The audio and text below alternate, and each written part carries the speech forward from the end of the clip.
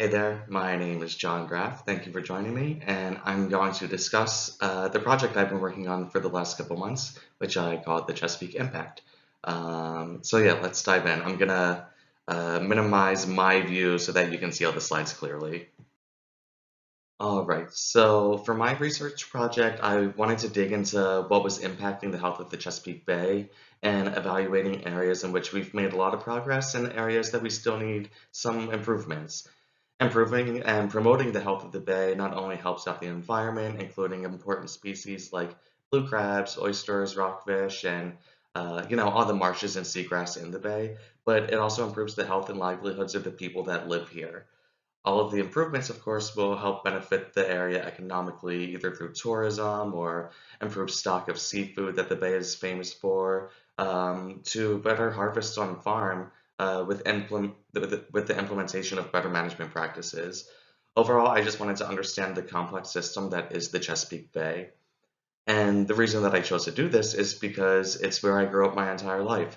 As I've gone through college studying sustainability, I've pretty much taken every opportunity I can to connect each course to where I live and the Chesapeake Bay. And after I graduate, I look forward to hopefully working as a sustainability professional to help improve the Bay in some way, shape, or form. Before starting this project, I knew of some of the bigger aspects that impacted the Bay, but I didn't realize how much I didn't know until I actually started researching. So, what was my actual goal for the project? Well, I had two main goals in mind. First, as I mentioned, I wanted to understand the complexities of the Chesapeake Bay watershed and to have a better grasp on what was impacting its health. This was important for me because it's something that I look forward to approaching in a future career. The second goal was to create an educational website that could help people understand what was impacting the Bay. And you can see some pictures on the right-hand side of my website. And I wanted to make sure that whether you were, a reader or a watcher, however you learn best, you had access to learn about the Bay. I wanted to challenge myself by exploring areas of the Bay system that I was unfamiliar with, and also by creating a website with videos that I created and edited, which I had never done before. After looking at the background and history of the Bay's restoration, I came across the watershed implementation plans that each state in the area has created, which essentially is a blueprint of how they plan on meeting Bay-related goals. These plans serve as a contract, which is then verified with the Environmental Protection Agency. While looking at each state's plans, they seem to have reoccurring themes throughout all of them. The themes included stormwater, wastewater, agricultural impacts, and environmental restoration efforts. I took those reoccurring themes and focused on them as my research areas. For each area I covered, I went out in the field to see the impacts with my own eyes and to give the viewers of my website a visual representation of what I was exploring. For each of the sites I visited, I would spend about a week researching the background and the stakeholders' point of views on each topic. I would always start with scholarly journals to find information and would use news articles or business and community websites to see the impacts from multiple perspectives. And of course, I relied on the firsthand experience through the interviews and tours I completed at the sites I visited.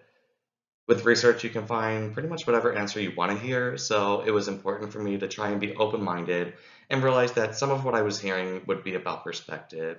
I had to constantly remind myself that the Bay is very complex and that a change in one area is going to create a change in another, and that's what makes improving the Chesapeake health so complex.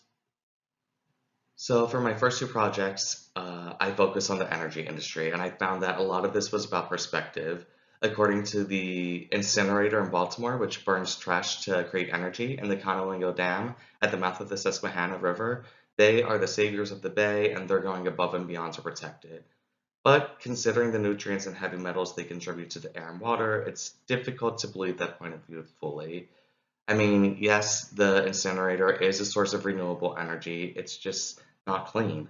And if there was no incinerator, the trash would just go to a landfill, which would create methane gas and leak harmful nutrients into the bay. And if we didn't have the Conowingo Dam, we'd be relying more on harmful fossil fuels instead of cleaner sources of energy. But the dam is also a century old and its reservoir is full. It can no longer stop harmful nutrients from entering the bay like it once did.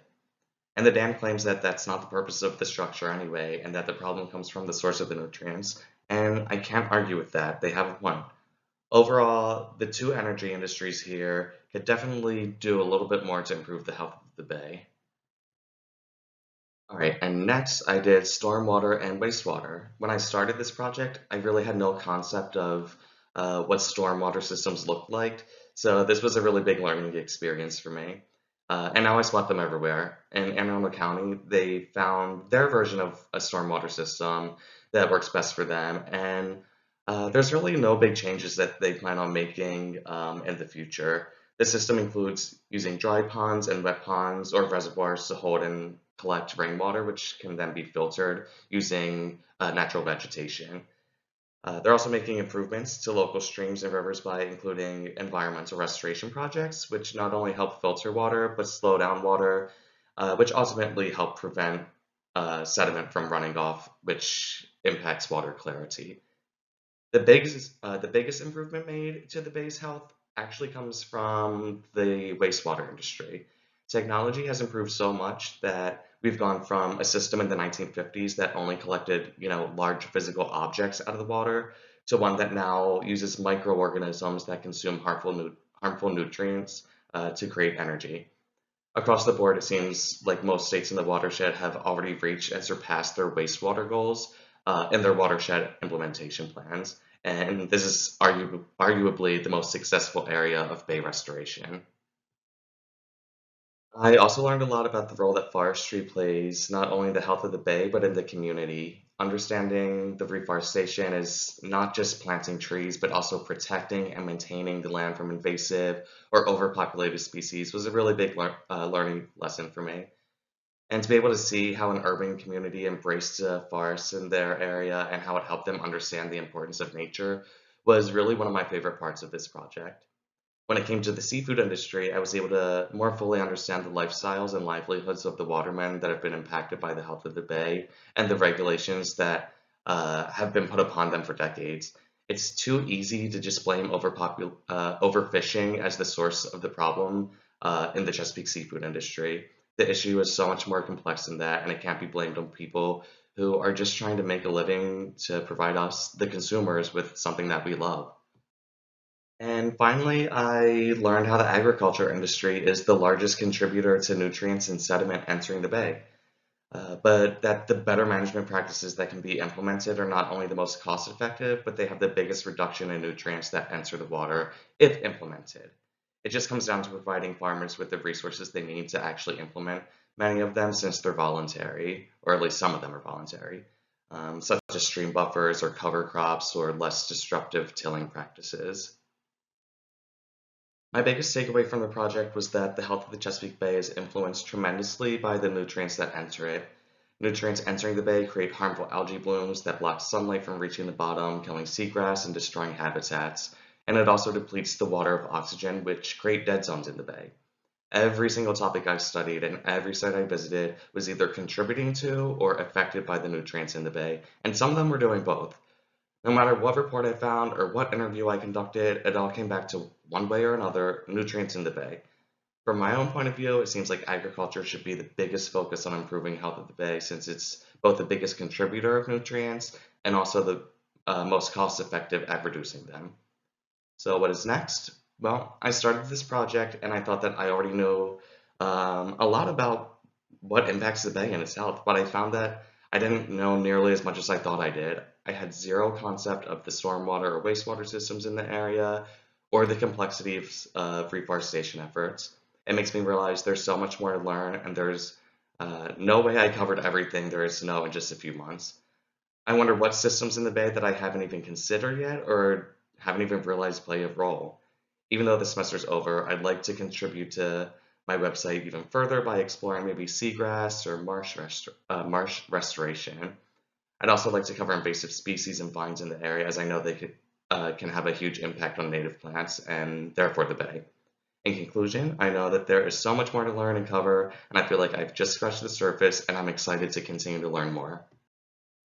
So yeah, that's pretty much everything. I want to thank Dr. Dan Childers at Arizona State University for being my mentor, Morgan Grove from the Forest Service, Pastor Michael Martin from the Still Meadow Peace Park Forest Project, Rob Hint from the Little Patuxent water reclamation plan, and thank you for your time.